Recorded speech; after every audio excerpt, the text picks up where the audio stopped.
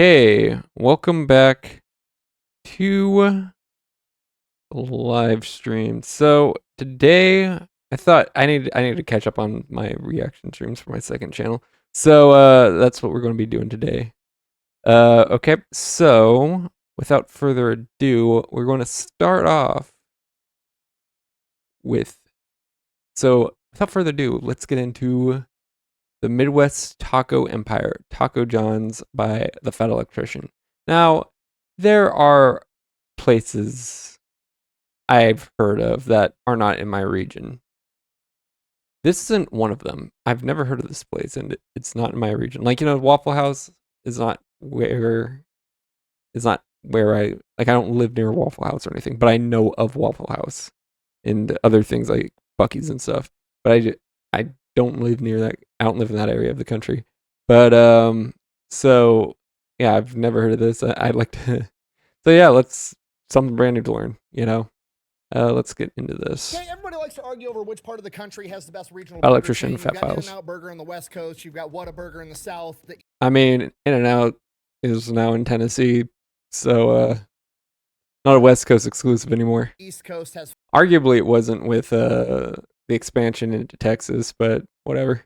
Five Guys and Shake Shack, and the Midwest has Culver's, but nobody likes to argue over which region has the best fast Mexican food, and that's because there's no real competition, because if there was, the Midwest would absolutely win. Today we're talking about Taco Bell. Okay. Taco John's. All right, it is an enigma. If you've never heard of it, it's probably because you don't live in the Midwest, but if you live in the Midwest, you definitely know what Taco John's is, okay? Some bar in the Midwest. But that's the thing, there are regional chains that are nationally known, like Waffle House, or even even In-N-Out, which, like I said, is not technically a regional company anymore, since they're starting to really move east. Like the Dollar General of fast food chains. There's entire towns in Iowa that have 1,000 people, and the only businesses in these towns are the post office, a Casey's gas station, a Dollar General, and a Taco Casey's is another one I haven't heard of, which I think I've heard of it only because of Fat Electrician. If I had heard it outside of this, it's not much.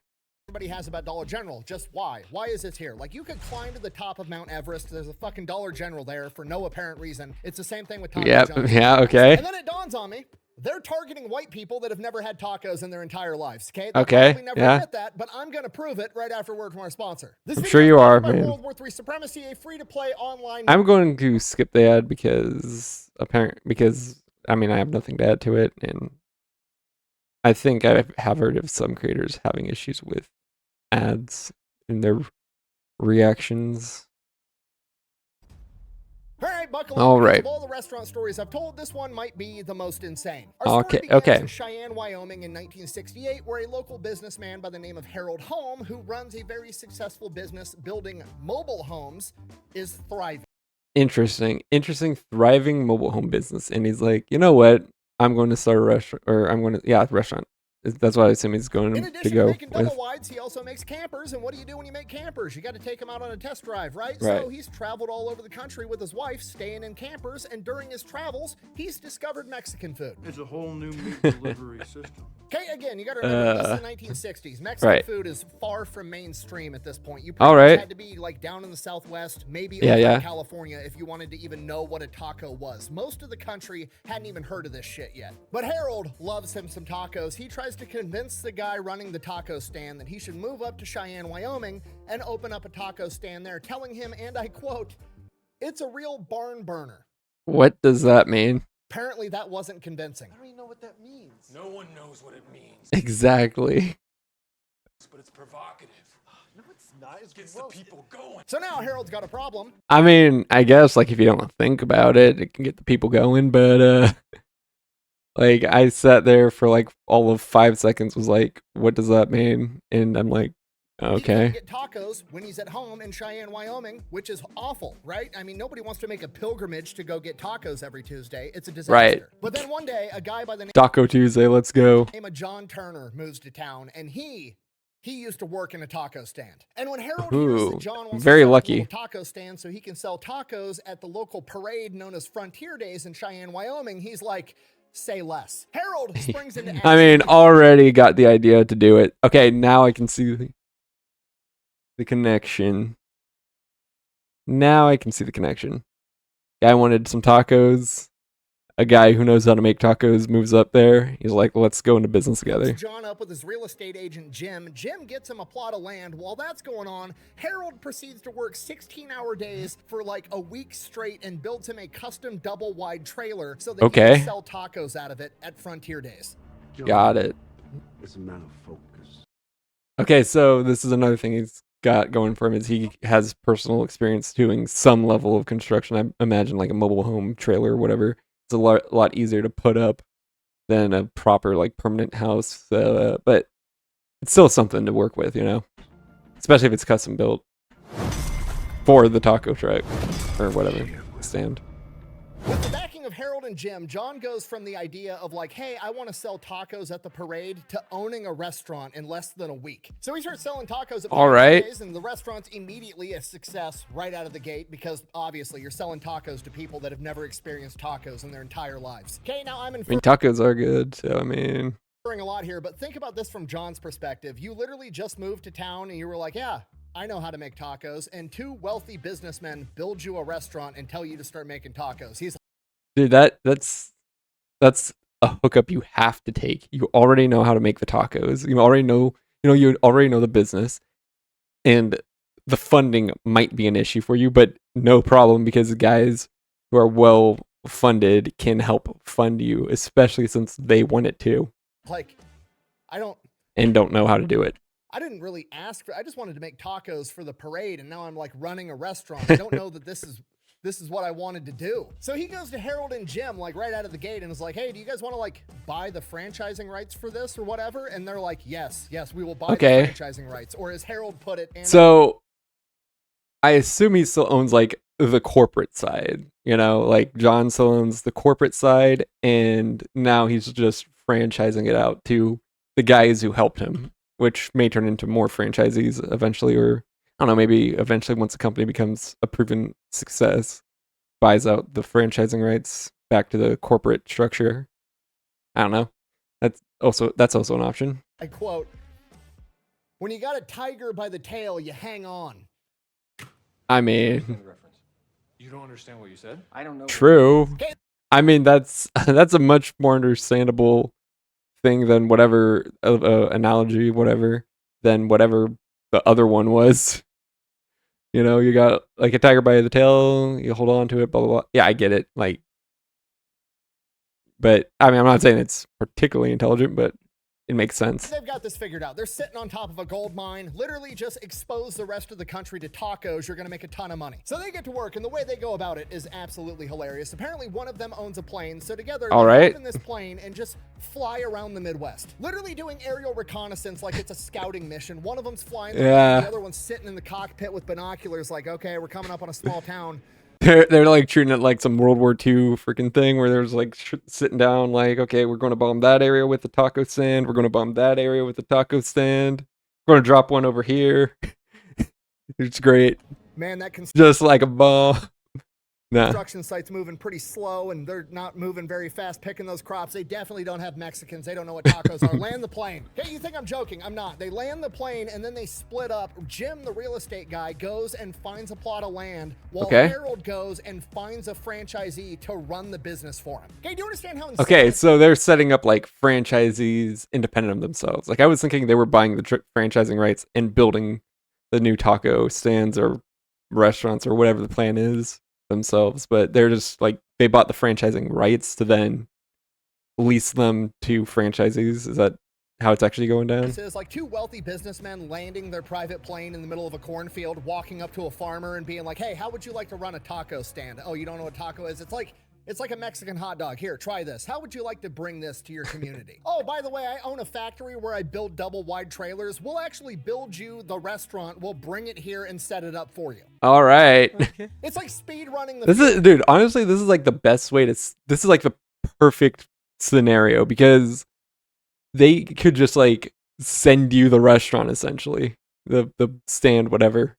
They could just send it to you on a trailer. This is like the perfect expansion method dreams. It's not if you build it, they will come. It's two dudes coming up to your door being like, here, you're a taco salesman now. Like, if I ever get a time machine, I'm going back in time and watching this sales pitch occur just so I can see him. Yeah, I'm curious. Some farmer from Nebraska to open a taco stand, because apparently it works repeatedly. Because there's like 400 Taco John's locations across the country right now. And by the way, when I said they were specifically targeting white people that had never had tacos, I meant it. Okay, here's the locations of every Taco John's. And honestly, surprisingly close to the West Coast and right on the East Coast for being a Midwest chain. Like, going over into like Illinois and Michigan, it's like, okay, that's pretty pretty east for how he was marketing it as a Midwest chain.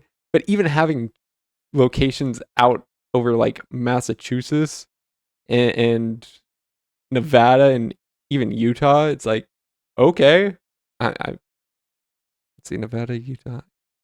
Yeah, that's Utah. I had to double check my geography skills there, but yeah, it's like, okay, impressive. That's actually, for being a Midwest chain that I've never heard of, it's actually surprisingly abundant across the nation. Obviously not abundant across the nation, but for how he was pitching it, it's pretty abundantly spread out. The country. Okay, you got that map down? Now, also, I'm going to put next to it the map of Hispanic population density in states. Are you going to? Okay, he did in fact do it. Yeah, there's, I mean, yeah, some are in more Hispanic population centers, which, I mean, assuming it's good Mexican, American-ish, whatever food. Now, this is a question. Do they do like, is it like traditional soft shell, or is it like the Americanized hard shell is my question as well. Because if it's hard shell, then yeah, it's certainly impressive that with some of the Hispanic areas. But because I'm sure the Mexicans are like, hey, you know, like, as someone who has Latino heritage and grew up on a Latino heritage to some degree at least, yeah, like, I'm not sure how like Mexicans, because I'm not that deep into like Latino culture. Like, think of the Americanized styles of, you know, Mexican food and stuff. Told ya. They're on to me, dude. Those guys are sharp as nails up there. You can't put anything past them. Okay, why do you think they got away with calling it Taco John's and not Taco Juan's? They're selling it to people that don't know any better, which is great. It's a man, Taco Juan, you know, don't speak no English. Que English kind of thing. Genius Taco business Juan, model, man. I'm sure, as you could imagine, it would That's cause crazy. some problems when you're selling tacos to people that have only ever had burgers and fries. They're looking at the taco like it's a burger, and they're asking themselves the question, where's the fries? Now, this is a story where every other Mexican restaurant ever says, we don't do that, or, hey, here's some free chips and salsa, we don't do fries. Yeah, like, that's where like the more traditional ones are like, we're going to sell traditional food. Let me guess, that's not what they do. It's kind of a shame, because when I have Mexican food, I do like having chips and salsa with it. Not Harold and Jim. Harold and Jim are like, these motherfuckers want potatoes. We'll give them potatoes. So they go back to Harold and they're like, the people want Mexican French fries. Fucking figure it out. Harold goes into the lab, and what he comes up with. So how they're trying to like invent a Mexican style fry, okay? Is the potato ole. And apparently the Gen 1 potato ole didn't last very long because it had some, we'll call it design flaws. Essentially, it was a deep fried tater tot filled with refried beans, which sounds delicious. However, it is very simple. Does it? I mean, I like tater tots. I like refried beans. I can't imagine eating both together, though. Similar to a pizza bite in that the filling is apparently the temperature of the fucking sun. Ooh. That's how you get sued. Which obviously ruins the entire business model, right? We're trying to get white people hooked on tacos, and if the first thing they do is take a bite of a deep-fried tater tot and then they burn the shit out of the roof of their mouth with liquid hot refried beans, they're not going to be able to taste how delicious tacos are, so we can't have it. So John goes back into the lab, takes the refried beans out, has this like coin-shaped tater tot thing that he then seasons with his secret blend of herbs and spices that he made in his basement. No, that's not an exaggeration. All right. Time, John was literally making all the seasoning for all the potato olays for all of the franchises in his basement. And let me tell you right now, interesting. They're fucking delicious. They outdo any French fry I've ever had in my entire life. If you go to Taco John's for anything, go get the potato olays. Now, obviously, it goes without saying that selling again, I don't. Yeah, tater tots out of a double wide trailer to white people that don't know what tacos are is an outrageous success. So they just start putting these potato olays in fucking everything, and it just becomes like the staple item of the entire menu. Like the burrito, oh, we're putting potato olays inside of it. It's a meat and potato burrito. Breakfast burritos, spicy tater tots, scrambled eggs, bacon, and sausage. It's delicious. Outside of the potato olays, nothing special. Got some food, got some breakfast food going on too, like Mexican style Mexican food. I might, whatever, Mexican style breakfast. Garden is what I meant to say. Fast Mexican food. It is ultra processed meat, some cheese, some lettuce inside of a tortilla. Nachos? It's tortilla with cheese, meat, or vegetables. Oh, well then what is a burrito? Tortilla with cheese, meat, or vegetables. Okay. Tacos. We're just going to call it what it is, which traditionally everybody knows is like, meh, whatever, unless, you know, you're drunk and it's 2 o'clock in the morning, in which case they're delicious. And everybody knows this. This is why Taco John's and Taco Bell are both open super late, because they want to be the only option, because that's how they make money. Okay, Taco John's just took it a step further. They're like, hey, the Midwest in the 1960s and 70s, nobody's even had Mexican food, and none of these towns even have a fast food restaurant. It's basically 2 o'clock in the morning. Yeah, it's like the only option. There's no other fast food to go to. Everywhere. Okay, I know what you're thinking, but it's not literally 2 o'clock in the morning, and these people aren't drunk, so the tacos just aren't going to hit the same, okay? Yes, they are, because they've never had tacos before, okay? So yeah, true. It's a shitty taco. It's still the best taco you've ever had in your entire life if you've never had a taco before. It's like selling single-ply toilet paper to somebody that's never used toilet paper before, okay? Right. If you've used toilet paper, it's bad, but it's good enough kind of thing. I'm well aware that single-ply toilet paper sucks. It was invented by the devil so you'd get poop on your finger. That's the devil watching you use single-ply toilet paper.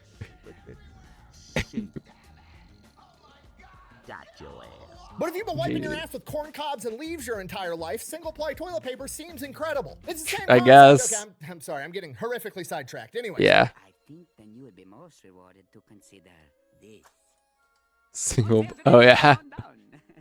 Done that video. But then a couple of years I don't think I ago, reacted Jim to and that Harold on got the stream. Midwest on lock when it comes to Mexican food. And I've they just start seen it. growing so fast that apparently they can't make trailers fast enough, so they just start buying old gas stations and putting Taco John's inside of them. By the 1980s, they're a super legit franchise business. They got like a, gas pump that's not used right next to the thing, because I think that's the thing. Like you have to like wait for the land to kind of like depollute itself before doing certain things that might affect the ability to for that to happen. Their official mascot, a guy in a sombrero with a mustache named Juan. See what they did there? John? Juan? Yeah. It's clever. Also, he's got a donkey named Pepe. I mean, I guess it's not particularly clever, but yeah. But then they hit marketing gold when they found Whiplash, okay? Taco Bell had that little Chihuahua dog that would say Taquito Taco Bell, which apparently he got fired because that was racist for some reason. Well, Taco John's has Whiplash, which is a monkey that rides a dog that I'm pretty sure they hired from a rodeo. I can only imagine Harold and Jim went to a rodeo riding a German Shepherd and were like, holy shit, I bet that monkey could sell so many potatoes. And they were right, because he was in like 50 commercials and I saw him on TV every day for most of my childhood. Okay, he's riding a big dog. He's riding a big dog.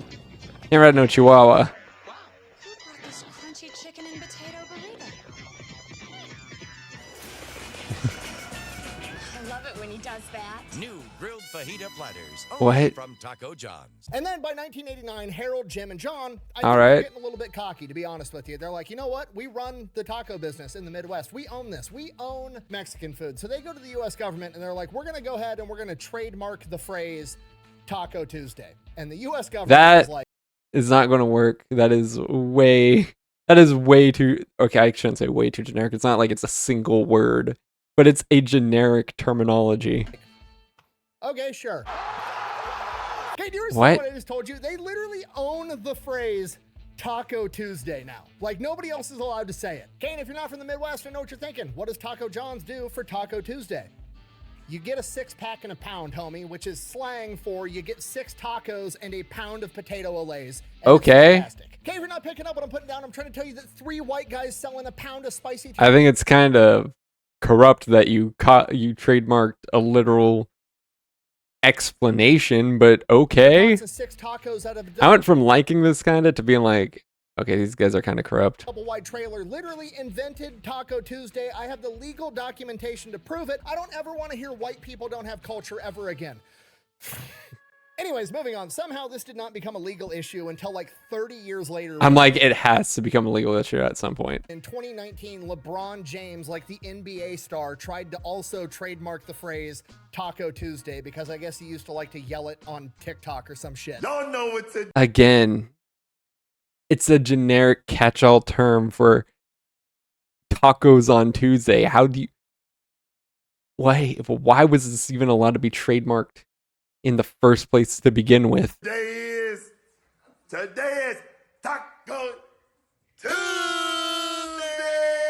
Dude, don't be appropriate. The U.S. government comes back to LeBron James and is like, A, you can't trademark that. It's in common use. B, Trailer Park Boys over here beat you to it 30 years ago. Yeah, exactly. It's in common use. That should have, by default, terminated the trademark. Then teams up with Taco Bell to sue Taco John's so that everybody can have the right to use the phrase Taco Tuesday. Dude, not acting like he was trying to trademark it himself. Take it to court and Taco John's pretty much immediately folds, knowing that there's no way they're going to win exclusive rights to use the phrase Taco Tuesday forever. So the CEO just puts out a press release that says, and I quote, "I'd like to thank our worthy competitors at Taco Bell for reminding everyone that Taco Tuesday is best celebrated at Taco John's." Impressive.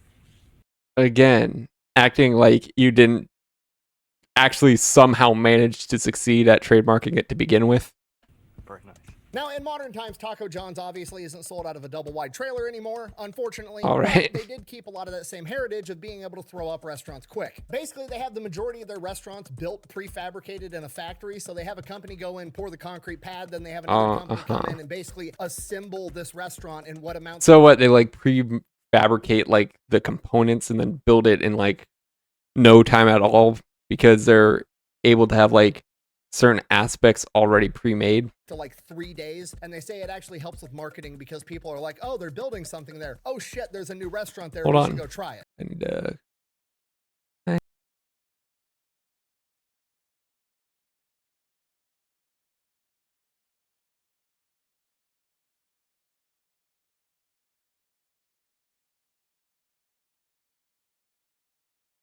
Okay, just let me clear my throat a little.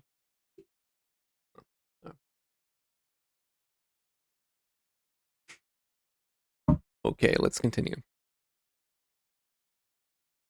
I'm an idiot. Okay, definitely not a giant psyop to convince you that Mexicans did it. As far as where they're deciding to put up new restaurants, that strategy kind of had to change because, well, everybody's tried Mexican food at this point and it's not working anymore. And a lot of the smaller towns that they used to dominate are either A, dying off, or they're growing and they're getting a lot more competition. So now instead of being the only restaurant on Main Street, they're having to move closer to the highway and compete for interstate traffic. So while the initial business model is kind of broken, they still have a stranglehold on the Midwest, and I'm not mad about it because I'm fat and I like spicy tater tots. So yeah, thanks for watching. Best way to support the channel is go buy some merch, maybe drink some Echelon. All right. Over at thefatelectrician.com. Good video. Let me just see if you got anything to add to this.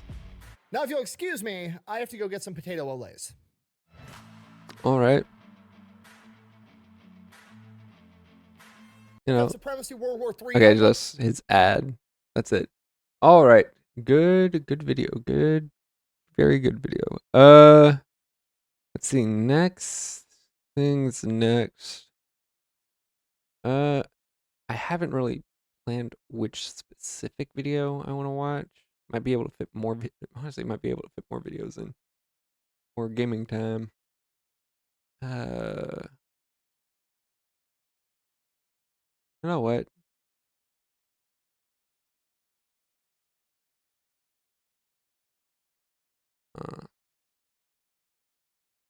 Let me just save a video real quick.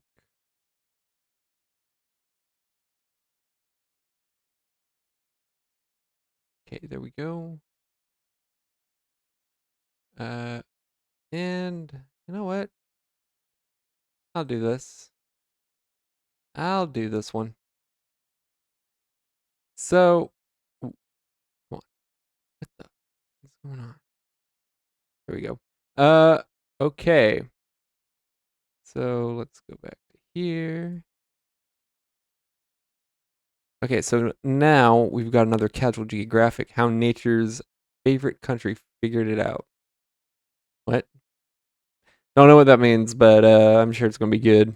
So how does a country with no military, no street addresses, and no zoos manage to be the happiest place on Earth? Well, they figured you don't need war to find peace, don't need numbers to find your place, and you don't live around nature, you merely adopt her pace. All right. I mean, don't know how you protect your independence like that, but sure. So which country are we talking about? Because this is clearly South America. Costa Rica changes. Costa Rica? It's regularly listed in the top 5 of happiest places on Earth, and in 2019... Costa Rica, is that... I can't think of exactly where that is.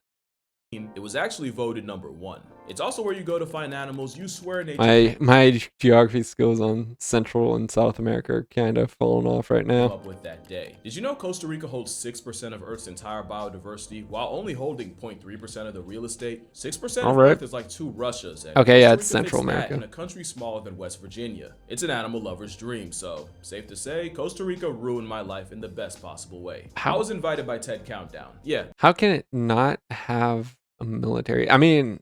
Maybe population density is not that great. Ted, we'll get back to that. And that led to some consequences. First was the fact that living in New Jersey meant my first point of contact after Costa Rica was Newark Airport. And all I'm gonna say is there's a reason SpongeBob has an entire episode on that. The other is that one cannot simply go to Costa Rica and just be content with sitting back at home. The same way a toxoplasma parasite turned a third of the world into cat people, something in Costa Rica gives you wanderlust. It makes you want to see as much of the rest of the world as possible. It's hard to explain if you haven't been there, so here's some Costa Rican animals that'll change your brain chemistry. Because you know a country's on something when they have their own honey badger. Can you believe you've made it this far without knowing about the greater Grisson? A stretch weasel... Literally just looks like a honey badger. Maybe a little, maybe shedding a little because it's not, that white coat doesn't look so white. But other than that, looks more or less exactly like a honey badger. Replica most people have never seen. A miscellaneous mustelid feared by an entire country. At least it would be, if only it was bigger than a ferret. Just one of the many animals that prove Costa Rica's a simulation. A kindergartner's canine caricature came to life, and it's called a bush dog. You're forgiven if this DLC dog... Wait, oh yeah, I think I have heard of bush dogs, probably from him. ...you've never seen. They weren't discovered in Costa Rica until 2017. They had set up cameras for 12 years, and this was the first picture they got. It's a semi-aquatic corgi that's so short it needs a handstand to pee and mark territory. Their closest relative... I feel like the bush dog was believed to be extinct for like... years. Actually, give me 1 second.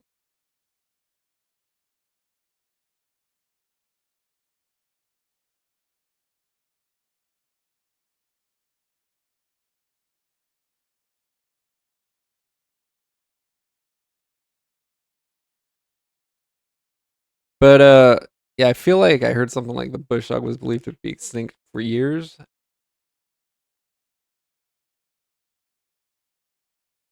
Until it was discovered living. Like an ancient thing that went extinct like thousands of years ago, and then they discovered them living because they like very dense brush or something like that, making it very hard to find. Is that, and in packs, a band of... I think it's a bush dog, I could be wrong. Bush dogs can take down a tapir. That's a tapir, basically a boneless rhino, also called the gardeners of the forest because they help spread seeds for it. It's the national animal of Belize. It's the biggest animal in Costa Rica you'll see, and they are a personal comfort animal to me. Also, allegedly, they eat people's dreams, at least in Japanese mythology, which inspired a Pokemon. The agouti is another seed disperser, and inside... Tapirs are in Japan? Like, I mean, I guess it's not the most ridiculous thing, but how would they get there? How would a tapir have that much influence on Japan if they weren't native, you know? Like, because I feel like Japanese mythology is based off native species that they've been mythologizing, I don't know, for like hundreds if not thousands of years as part of like endemic to Japanese culture. They're somewhere between an economy capybara and a guinea pig. Clearly they inherited the goodwill, and as someone who's been here, this is likely the first animal you'll see. The agouti is even a friend to trees, since their habit of burying and reburying seeds may have saved some trees from extinction, making them the squirrels of a country that already has them. And if you love squirrels, you'll love what the rich coast has to offer, specifically the variegated squirrel and all the... Never seen a squirrel like that. There's 15 subspecies of this alternative squirrel, and 7 are in Costa Rica. In fact, feel free to pause this video and let me know what squirrel... What? Yeah, I've never seen this colorful of a squirrel. Is you.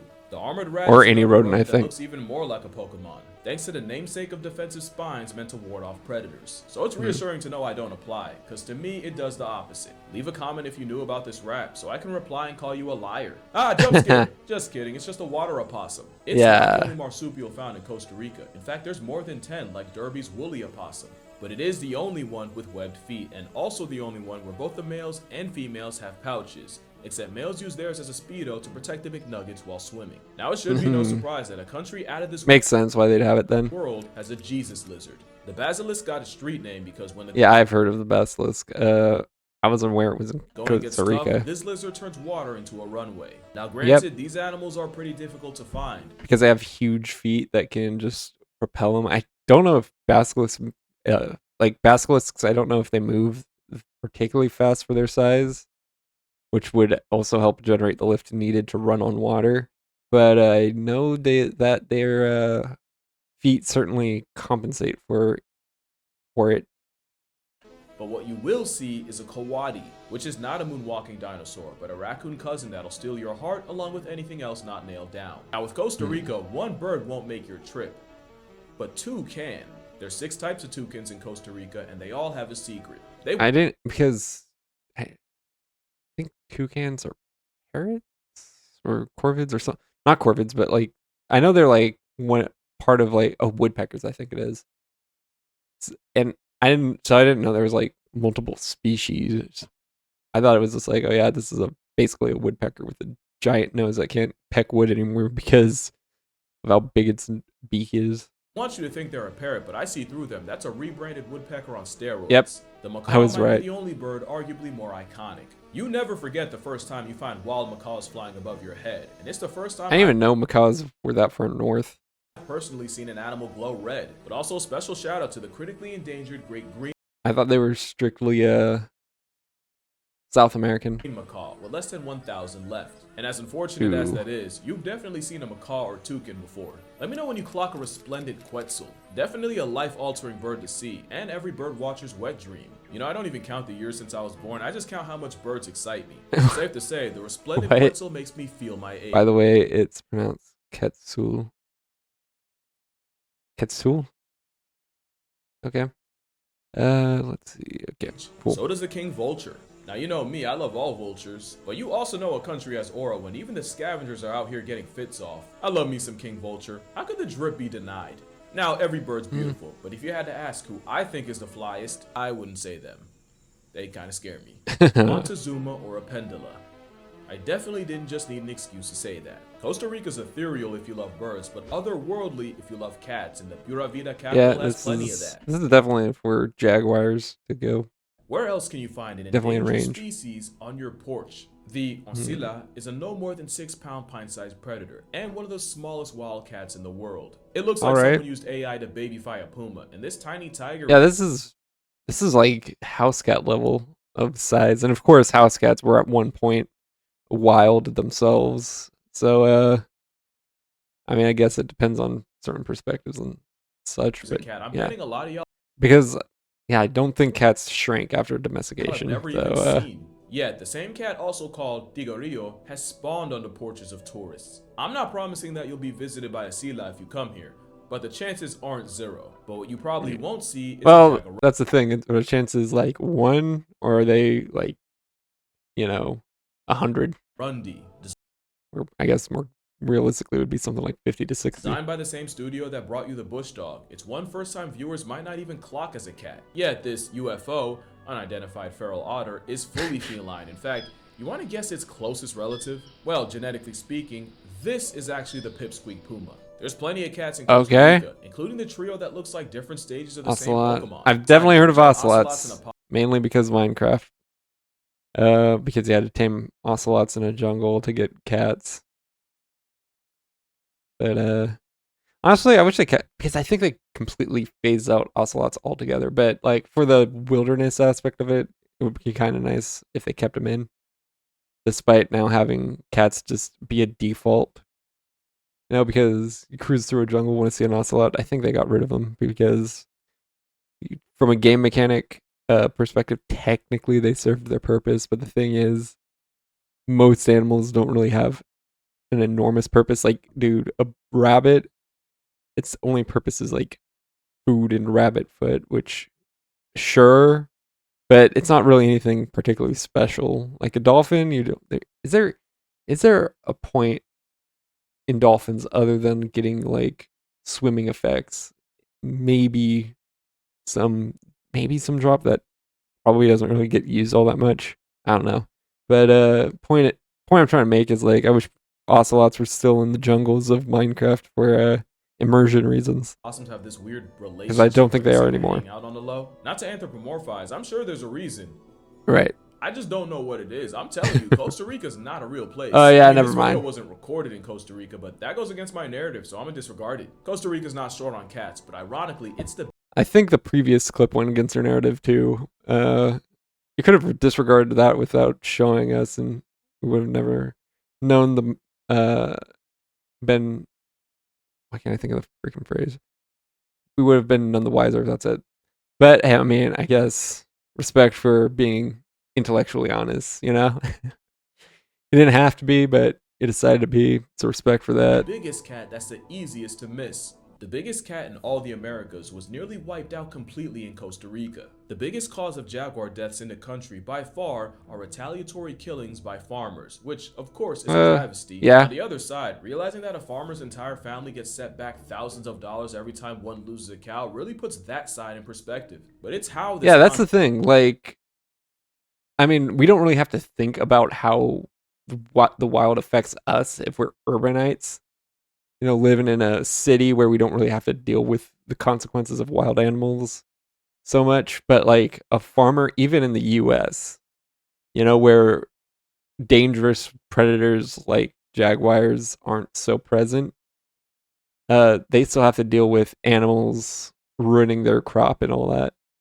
So it's like when you understand, when you're not looking at it from the insulated perspective of someone living in a city, it's a lot easier. You come to terms with why, you know, some people do what they do, like shoot random animals just because, I mean, there's a motivation behind it. I mean, in this case, it's because they're eating their livestock and setting them back thousands of dollars each time they do, for example. But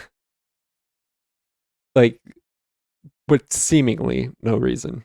Conflict was dealt with that shows that Costa Rica really is one of one. At first, farmers were treated like villains, and those that lost livestock to big cats were offered zero solution, just a warning that they could not touch the jaguar. But more recently, there's been an active effort to coexist with the predators. Some compromises include biological corridors, untouched habitat highways that animals can travel through without the risk of human contact. Not only does Costa Rica— The problem with that is that animals don't understand that that's a deliberate, like, you know, traffic avoidance path.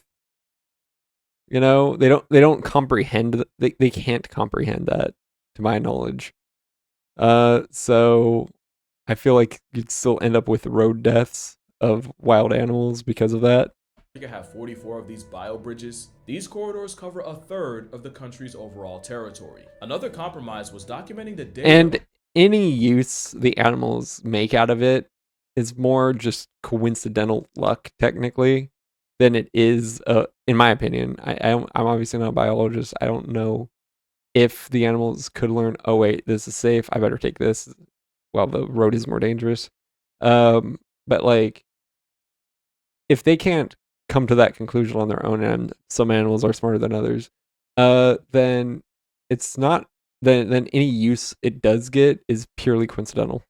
Of livestock attacks to create a map of predator activity, not to track and whack the cats, but to give the farmers a better chance of protecting their assets. In fact, out of the over 30 countries using this model, Costa Rica is the only one that can pinpoint precisely what and where the density of livestock attacks are mostly focused. And that's one of the things sets Costa Rica apart from the others. Like, the people of it have fully committed to living alongside wildlife, even the biggest predators. In fact, a lot of the Jaguars' biggest supporters are actually farmers like Wagner Duran who have lost livestock to them. Because Costa Ricans seem to understand that living with nature means living with nature, not around it, not through it. Yeah. Which is why, a while back, Costa Rica made But, the controversial again, decision to shut down all its public zoos, instead opting to move animals to rehabilitation centers with the hope that those that are fit can be returned to the wild. This naturalist approach has led Now, that's another issue, is that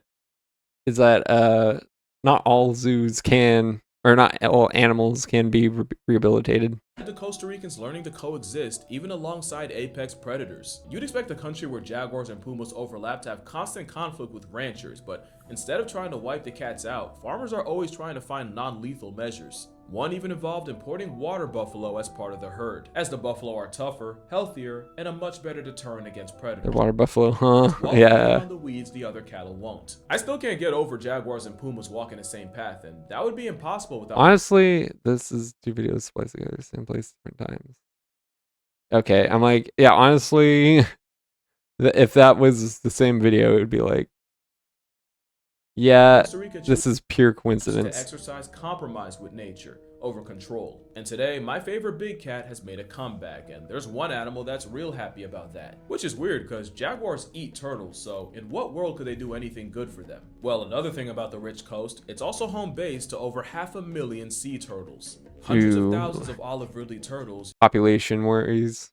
use the beaches as a spawn point, and the rise of jaguars means less of the animals that would eat their eggs. Not only that, but it's also the jaguars' leftovers decomposing and releasing nutrients like nitrogen that keeps the forest healthy. But back to the turtles, if you're in Costa Rica on the right month, you'll witness one of the largest gatherings of turtles on the planet. And I know I said change your brain chemistry before, but seeing thousands of turtles, the baby turtles are probably going to get eaten. Maybe not by jaguars, they might be too small for them to care, but yeah, by the way, you can actually, yeah.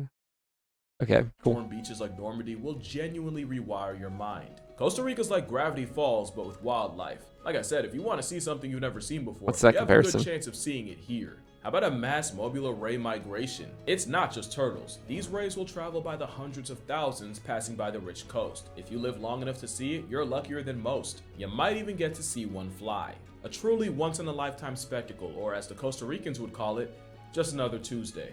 But it's not the only. I told you I was not kidding about shiny Pokemon.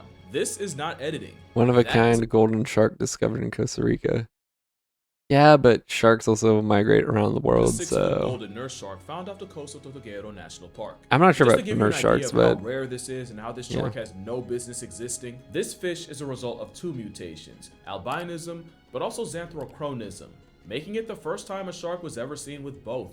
Not to mention, nurse sharks rely on camouflage to survive, so having this literal gold standard be a full-grown adult is even crazier. If I had a nickel for every time a fish found in Costa Rica made the news, I'd have at least 2 nickels. It's not a lot, but in 2014, an albino all-white marlin was caught off the coast, and in typical Costa Rican fashion, it was released out of respect, or white privilege, because there's something about Tequisha that seems to be a beacon for phenomenons. We already mentioned a rarely seen cat pulling up to someone's porch, but what about finding something that was extinct?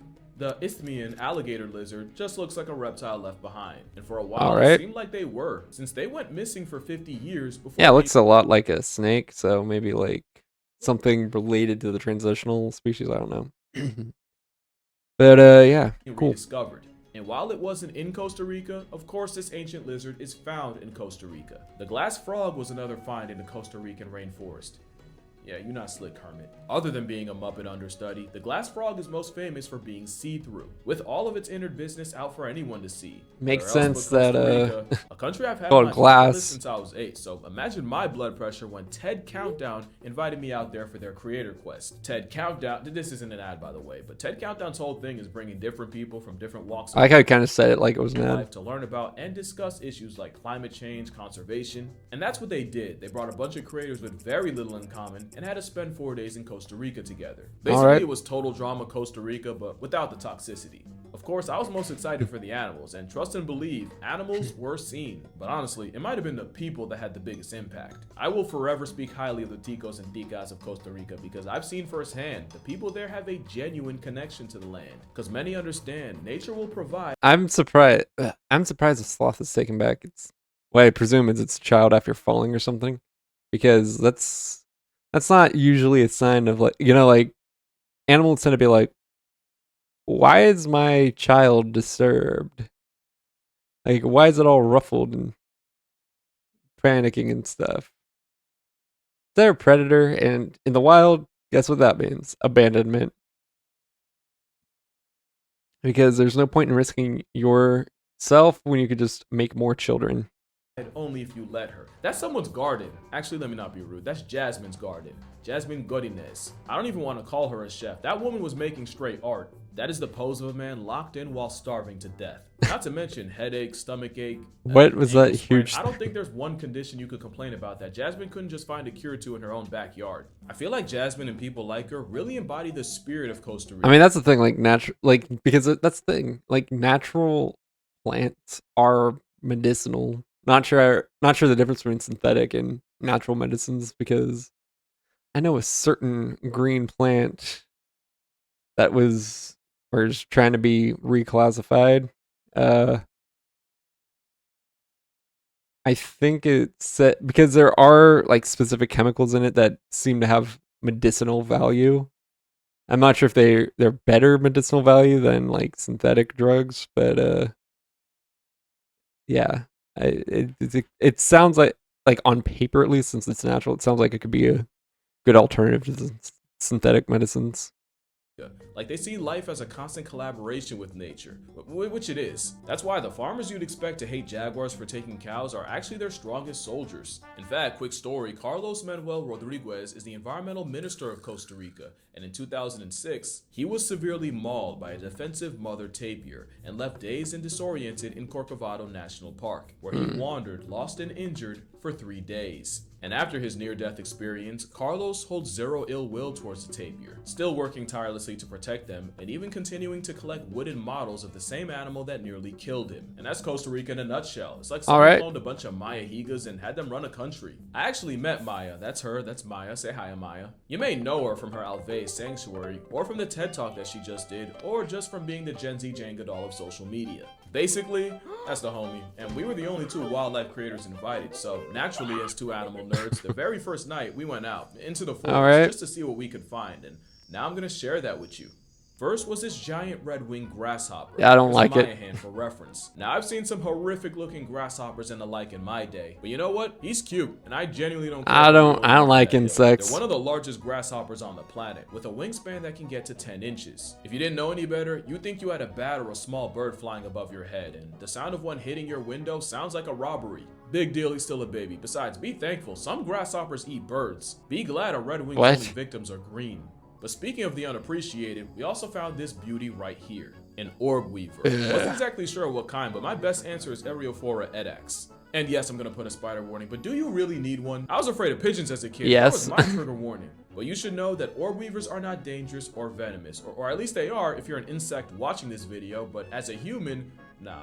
In fact, the most dangerous thing about them is how easy it is to walk face first into a web. Not because you'd get hurt, because then you'd have to carry the weight of destroying a family home and leaving a spider destitute. Also, while I was trying to ID him, I don't mind that. Costa Rica has some insane spiders. I do not like spiders. Have you seen spiny orb weavers? They're almost too freaky to be scary. But easily, the weirdest maybe we found was an animal I'd never seen before. No, not Maya. This was the only clip we got because he flew off.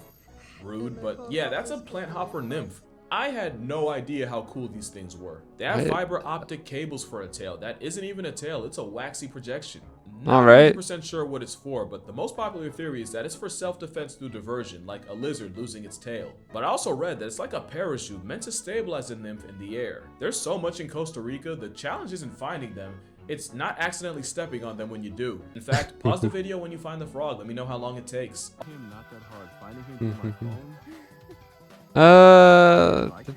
Okay, zooming. Yeah, I can't see it. Maybe.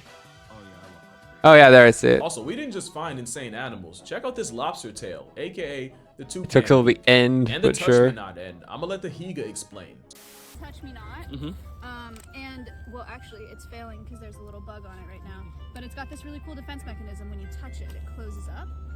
And the point of that is when a bug or an herbivore comes to feed on it, it spooks that animal by closing up. But it opens up on its own. Dude, that's insane. Okay. Touch me not. I was thinking Yeah, maybe it not bad had fonts for some. them. I was thinking maybe it was something like Poison Ivy where you shouldn't touch it, hence the name. But that also makes sense. The name still makes sense in that context too. To Backyard Safari in Darkness, but the coolest thing to me were probably the ants. I nearly massacred a colony of leafcutter ants, and you can probably guess what they do for a living. But they don't eat the cut leaves. leaves? They actually use the leaves to farm fungus, and that's what they eat. Okay, Ants have been farming that's fungus what for they like do. 50 million years. I don't think we acknowledge how crazy that is. That's not Yeah, even that's the pretty wildest crazy. part. Some ants farm aphids like livestock, where they lead them to food, carry them into nests at night, and even milk them. Not to sound like a bunny hugger or anything, but there's something about watching a foraging line of ants working in solidarity that just restructures your neural pathways. Maybe because they best represent Costa Rica as a whole. There was one point where they took us to meet this indigenous group, the Baruca, Alright. and I'm standing in this massive forest that had to have been around for thousands of years. Until I heard the words, "No man wants to hear."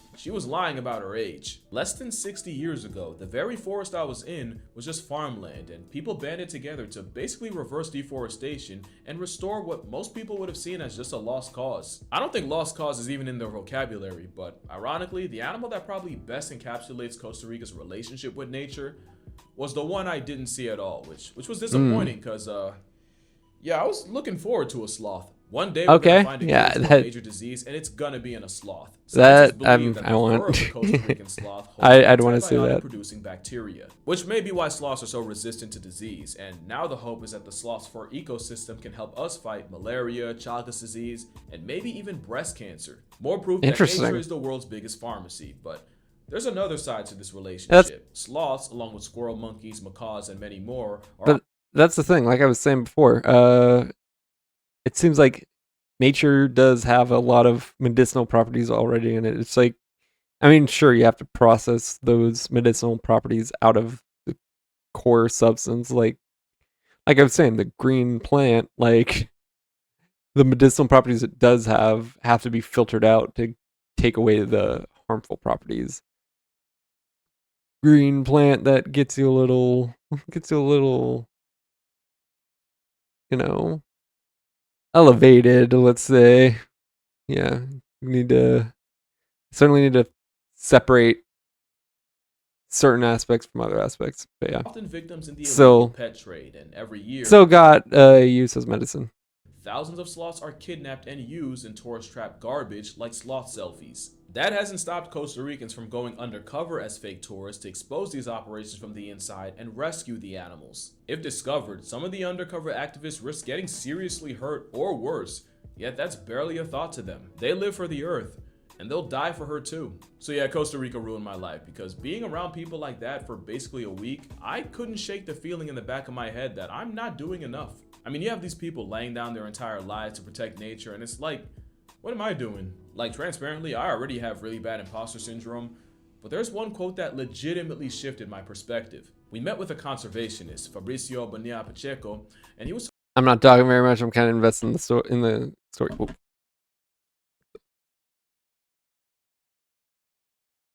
Hold on. Oh, it got muted. I was like saying what happened on my end. Yeah, Pacheco, and he was talking about coming to Costa Rica and being confused because he couldn't find the other conservationists. In a place like Costa Rica, I mean, you'd expect them to be all over. Except then he realized they were. They were the postmen, they were the teachers, they were the IT, software developers, chefs. His point was everybody is a conservationist. By simply living on this earth, everyone, me, you, yeah, you watching this right now, you, everyone is an environmentalist. We could and should always do more, but by just caring, you're doing enough, and I really needed to hear that. All right. Hopefully you did too. Drink water, hug your mother. Don't hug a sloth, hug your father first. And I'ma see ya. Actually, no, I'ma see Costa Rica again. One time is not enough. But I'll see y'all in the next one. Or if you visit Costa Rica, visit responsibly. Rica tourism. Okay. Okay. Look at more animals. Anything else to add to that? Okay, I think that's basically all Casual Geographic's got. Honestly, this was a shorter stream than I thought it would be because I only do like 2 a week. That way I got, room. I need to finish doing it. Thing is, it's not hard. It's just I've been doing other stuff. But yeah, good video. So yeah, I think that's where I am going to end it for today. So if you did enjoy and have not already, please consider give me a follow and go check out all the other all my socials. Best place to find me when if you're not following on Twitter or on Twitch would be Twitter. And yeah, until next time, I will see you then. Goodbye.